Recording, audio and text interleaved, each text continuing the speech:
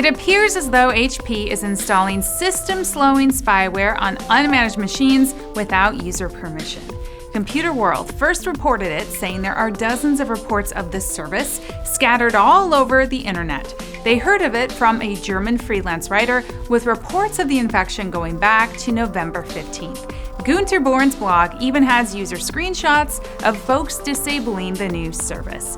It's interesting timing because Lenovo has only just settled a massive $3.5 million fine for pre-installing adware on laptops without users' consent. Now HP seems to be deploying a telemetry client on customer computers on the down low. At least that's according to the folks who've complained about it online. They report that their computers are now sending data to HP once a day. The software is called HP Touchpoint Analytics Service and appears to replace the self-managed HP Touchpoint Manager solution. According to the official productivity description, it features, quote, the tools you need to ensure all your managed devices' security and brings you greater peace of mind, end quote. The problem is it's installing itself without permission and no one ever likes that.